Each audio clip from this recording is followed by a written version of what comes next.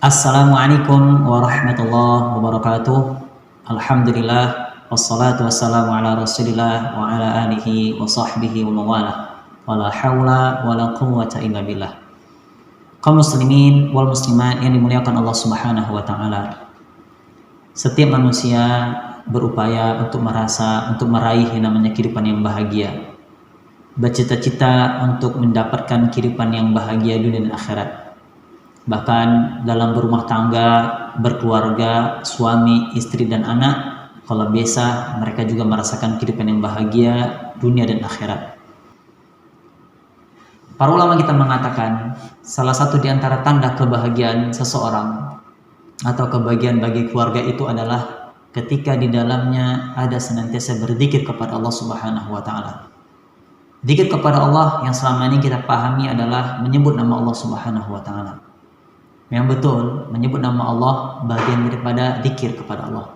Tapi kita melihat dan mengkaji bahwa zikir kepada Allah, perkataan seorang ulama, Syekh Dr. Ahmad Farid dalam buku beliau Tazkiyatun Nufus. Beliau mengatakan bahwasannya zikir kepada Allah itu adalah pertama zikru asma'illahi azza wa jalla wa sifatihi wa thana'i alaihi. Memuji nama Allah, nama-namanya yang baik, sifat-sifatnya yang baik, menyanjungnya. Ahabbul kalami ilallah arba. Ada kalimat yang Allah cintai itu ada 4. Subhanallah, alhamdulillah, la ilaha illallah, Allahu akbar. Kemudian bagian daripada zikir kepada Allah Subhanahu wa taala juga adalah kata beliau, yakni senantiasa mengingat kebaikan-kebaikan ataupun nikmat-nikmat yang Allah berikan kepada seorang manusia atau dalam keluarga. Ya ayyuhalladzina amanu dzkuru ni'matallahi 'alaikum. Hai orang beriman, senantiasalah kalian mengingat nikmat Allah Subhanahu wa taala kepada kalian. Allah juga menyinggung tentang orang Bani Israel. Ya Bani Israil dzkuru ni'mati allati an'amtu 'alaikum. Hai Bani Israel, ingatlah kalian terhadap nikmat-nikmat yang telah kuberikan kepada kalian. Maka orang yang senantiasa menyandarkan dalam dirinya ingat terhadap nikmat Allah dan menanamkan dalam hatinya untuk bersyukur kepada Allah, itulah orang bahagian dari kata zikir. Maka seorang keluarga, seorang muslim ketika dia mengingat bersyukur terhadap nikmat yang Allah berikan kepadanya, itu adalah orang bahagian dikatakan zikir kepada Allah Subhanahu wa taala. Kemudian Dr. Ahmad Farid juga mengatakan bagian daripada zikir kepada Allah adalah yakni qiraatul Quran, membaca Al-Quran.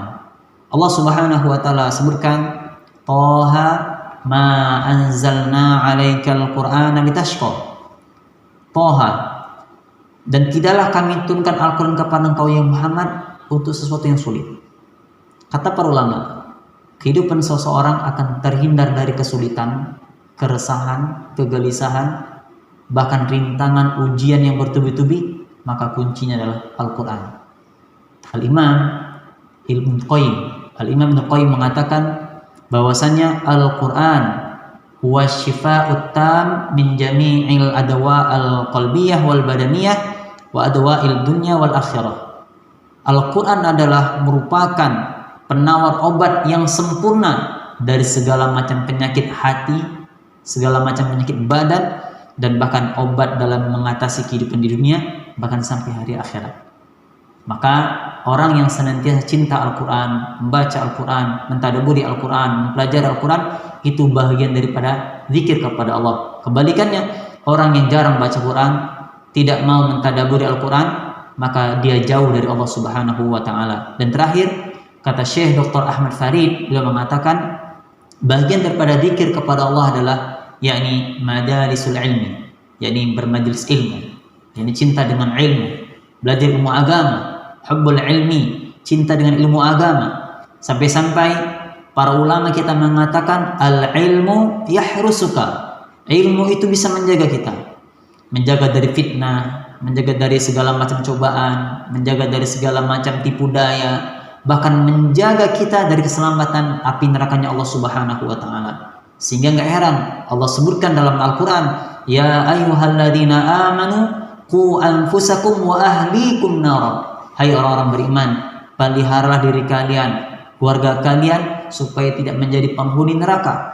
Para ulama mengatakan bagaimana menjaga diri kita dan keluarga kita yakni tidak terlepas dari namanya ilmu din, ilmu agama. Kenapa ilmu agama merupakan pondasi kehidupan bagi seseorang, pondasi kehidupan dalam rumah tangga, pondasi kehidupan dalam berkeluarga.